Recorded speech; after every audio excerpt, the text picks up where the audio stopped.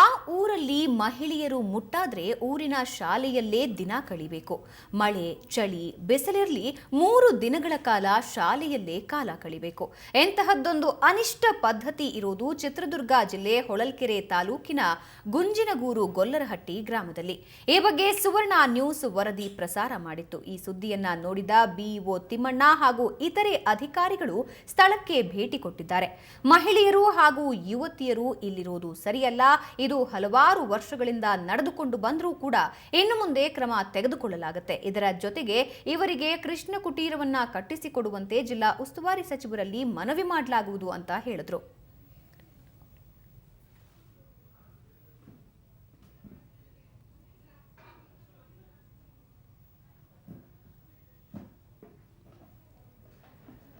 ಈ ಊರಲ್ಲಿ ಮಹಿಳೆಯರು ಮುಟ್ಟಾದ್ರೆ ಊರಿನ ಶಾಲೆಯಲ್ಲೇ ಅವರು ದಿನಗಳನ್ನ ಕಳಿಬೇಕು. ಮಳೆ ಚಳಿ ಗಾಳಿ ಬಿಸಿಲು ಏನೇ ಬಂದರೂ ಕೂಡ 3 ದಿನಗಳ ಕಾಲ ಶಾಲೆಯಲ್ಲೇ ಕಾಲ ಕಳಿಬೇಕು.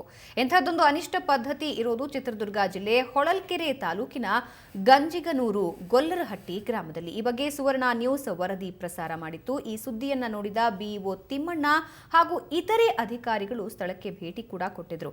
ಮಹಿಳೆಯರು ಹಾಗೂ ಯುವತಿಯರು ಇಲ್ಲಿರೋದು ಸರಿಯಲ್ಲ, ಇದು ಹಲವಾರು ವರ್ಷಗಳಿಂದ ನಡೆದುಕೊಂಡು ಬಂದ್ರು, ಇನ್ನು ಮುಂದೆ ಇದು ನಡೆದುಕೊಳ್ಳಬಾರದು. ಇದರ ಜೊತೆಗೆ ಇವರಿಗೆ ಕೃಷ್ಣ ಕುಟೀರವನ್ನ ಕಟ್ಟಿಸಿಕೊಡುವಂತೆ ಜಿಲ್ಲಾ ಉಸ್ತುವಾರಿ ಸಚಿವರಲ್ಲಿ ಮನವಿ ಮಾಡಲಾಗುವುದು ಅಂತ ಹೇಳಿದ್ರು. ನಾವು ಭೇಟಿ ಕೊಟ್ಟಾಗಲೂ ಕರೆಸಿ ಹೇಳಿದಿಲ್ಲ, ಹೆಣ್ಮಕ್ಳು ಹೊರಗಡೆ ಆದರೂ ಬಂದು ಶಾಲೆ ಹತ್ರ ಇರೋದು ಬೇಡ, ಮಕ್ಳು ಇಲ್ಲೇ ಆಟ ಆಡ್ತಾವಪ್ಪ, ನಾವು ಮನೆಗೆ ಹೋದಾಗ ಒಂಟು ಮುಟ್ಟು ಮತ್ತು ಮನೇಲಿ ಬರುತ್ತೆ ಬೇಡ ಅಂತ ನಾವು ಹೇಳಿದಾಗ ಹ್ಞೂ ಅಂತಾರೆ, ಪುನಃ ಅದನ್ನ ಕಂಟಿನ್ಯೂ ಮಾಡ್ತಾರೆ. ಇದು ಸ್ವಲ್ಪ ಹೊಳಲ್ಕೆರೆ ತಾಲೂಕಿನಲ್ಲಿ ಇರ್ತಕ್ಕಂಥದ್ದು. ಅದರಿಂದ ಇನ್ನೂ ಉಸ್ತುವಾರಿ ಸಚಿವನ ಅವ್ರ ಗಮನಕ್ಕೆ ತಂದು ಬೇಕಾದ್ರೆ ಕೃಷ್ಣ ಕುಟೀರ ಅಂತ ಬೇರೆ ಮನೆಯನ್ನು ಬೇಕಾದ್ರೆ ಮಾಡಿಸ್ಕೊಂಡು ಅವ್ರು ಸಪ್ರೇಟ್ ಇರ್ಬೋದು. ಇಲ್ಲಿ ಶಾಲೆ ಹತ್ರ ಬರೋದು ಅವರೆಲ್ಲ ಇಲ್ಲೇ ಇರೋದು ಅದೆಲ್ಲ ಒಂಥರ ಅಸ್ತವ್ಯಸ್ತ ಆಗುತ್ತೆ, ಚೆನ್ನಾಗಿ ಕಾಣೋದಿಲ್ಲ ಅದು. ಈ ಬಗ್ಗೆ ನಮಗೆ ಮತ್ತಷ್ಟು ಮಾಹಿತಿ ನೀಡೋದಕ್ಕೆ ನಮ್ಮ ಪ್ರತಿನಿಧಿ ಕುಮಾರಸ್ವಾಮಿ ದೂರವಾಣಿ ಸಂಪರ್ಕದಲ್ಲಿದ್ದಾರೆ. ಕುಮಾರಸ್ವಾಮಿ, ಸುವರ್ಣ ನ್ಯೂಸ್ನ ವರದಿಯ ಇಂಪ್ಯಾಕ್ಟ್ ಖಂಡಿತವಾಗಿಯೂ ಆಗಿದೆ. ಆದರೆ ಆ ಶಾಲೆಯ ಬಿಇಒ ಮಾತನಾಡೋದನ್ನ ನೋಡಿದ್ರೆ ಬಹುಶಃ ಹಾಸ್ಯಾಸ್ಪದ ಅಂತ ಅನಿಸಬಹುದು.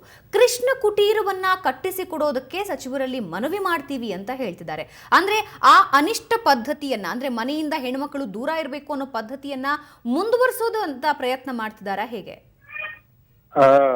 ಭಾವನಾ, ನಮಗೂ ಕೂಡ ಅದೇ ರೀತಿ ಅನಿಸ್ತು. ಯಾಕಂತಂದ್ರೆ ಅದನ್ನ ನಾವು ಅನಿಷ್ಟ ಪದ್ಧತಿಯನ್ನು ತೊಡೆದಾಕ್ಬೇಕು ಅನ್ನೋ ಒಂದು ನಿಟ್ಟಿನಲ್ಲಿ ನಾವು ಅವ್ರನ್ನ ಮಾತಾಡಿಸ್ಬೇಕು ಮತ್ತು ಅದನ್ನ ನಿಲ್ಲಿಸಬೇಕು ಅನ್ನೋ ಒಂದು ಇದನ್ನ ಅರಿವನ್ನ ಮೂಡಿಸ್ತಾರೆ ಏನೋ ಅನ್ನೋ ಮತ್ತು ನಮ್ಮದು ನಿರೀಕ್ಷೆ ಇತ್ತು. ಆದ್ರೆ ಅಲ್ಲಿ ಹೇಳಿದ್ದೇನಂತಂದ್ರೆ ಇದು ಆ ಹೊಳಲ್ಕೆರೆನಲ್ಲಿ ಗೊಲ್ಲರಹಟ್ಟಿಗಳಲ್ಲಿ ಸಾಮಾನ್ಯವಾಗಿ ನಡೆಯುವಂತಹ ವಿಚಾರ. ಹಾಗಾಗಿ ಇದನ್ನ ನಾವು ಒಂದು ರೀತಿ ಕ್ರಮ ತಗೊಳ್ತೀವಿ ಅನ್ನೋದು. ಅಂದ್ರೆ ಕ್ರಮ ಅಂತ ಹೇಳಿದ್ರೆ ಜಿಲ್ಲಾ ಉಸ್ತುವಾರಿ ಸಚಿವರ ಗಮನಕ್ಕೆ ತಂದು ಇದಕ್ಕೆ ಒಂದು ಏನು ಅಲ್ಲಿ ಶಾಲೆಯಲ್ಲಿ ಬಂದು ಕೂತ್ಕೊಳ್ತಾರೆ, ಆ ಮಕ್ಕಳು ಶಾಲೆಗೆ ಬರದಂತೆ ನೋಡ್ಕೊಳ್ಳೋದು, ಜೊತೆಗೆ ಅವರಿಗೆ ಒಂದು ಕೃಷ್ಣ ಕುಟೀರವನ್ನು ಕಟ್ಸ್ಕೊಡುವಂತೆ ಮನವಿ ಮಾಡೋದು ಅನ್ನೋ ಮಾತುಗಳನ್ನು ಕೂಡ ಅವರು ಹೇಳಿದ್ರು ಭಾವನಾ. ಹಾಗಾಗಿ ಇದೊಂದು ರೀತಿ ನಾವು ಏನು ಇವತ್ತು ಕನಿಷ್ಠ ಪದ್ಧತಿಗಳನ್ನ ಗಂಭೀರತೆಯ ಕನಿಷ್ಠ ಪ್ರಜ್ಞೆ ಇದೆಯಾ ಅನ್ನೋದು ಇಲ್ಲಿ ಪ್ರಶ್ನೆ ಕುಮಾರಸ್ವಾಮಿ.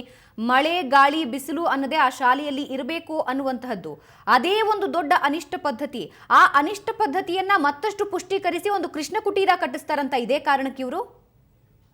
ಹೌದು ಭಾವನಾ, ಅದೇ ರೀತಿನೇ ಅವ್ರು ಮಾತನಾಡಿದ್ದು. ಯಾಕಂದ್ರೆ ನಾವು ಈಗ ಮಹಿಳೆಯರನ್ನ ಅಲ್ಲಿ ಬರದಂತೆ ನೋಡ್ಕೊಳ್ಳೋದು ಅವರು ಮುಖ್ಯ ಇದಾಗಿತ್ತು. ಯಾಕಂತಂದ್ರೆ ಅಲ್ಲಿ ಅವ್ರು ಮಹಿಳೆಯರು ಏನು ಆ ಪದ್ಧತಿಯನ್ನ ಆಚರಣೆ ಮಾಡ್ತಾ ಇದಾರೆ ಮತ್ತೆ ಆ ಸಂಪ್ರದಾಯವನ್ನ ರೂಢಿಸ್ಕೊಂಡು ಬಂದಿದ್ದಾರೆ, ಅದನ್ನ ತೆಗೆದಾಕಬೇಕು ಅನ್ನೋ ಮಾತುಗಳು ಅವ್ರು ಬರ್ಲಿಲ್ಲ. ಜೊತೆಗೆ ಅವ್ರಿಗೊಂದು ಕೃಷ್ಣ ಕುಟೀರವನ್ನ ಕಟ್ಸ್ಕೊಟ್ರೆ ಅವ್ರು ಈ ಶಾಲೆಯಿಂದ ಹೊರಗಡೆ ಹೋಗ್ತಾರೆ ಅನ್ನೋದೇ ಅವ್ರ ಮನೋಭಾವನೆ ಇತ್ತು. ಮತ್ತೆ ಒಂದೊಂದು ರೀತಿ ಹಾಸ್ಯಾಸ್ಪದವಾಗಿನೂ ಕೂಡ ಇತ್ತು ಅನ್ನೋದನ್ನೇ ಹೇಳ್ಬೋದು ಭಾವನಾ. ಧನ್ಯವಾದ ಕುಮಾರಸ್ವಾಮಿ ನಿಮ್ಮೆಲ್ಲ ಮಾಹಿತಿಗೆ.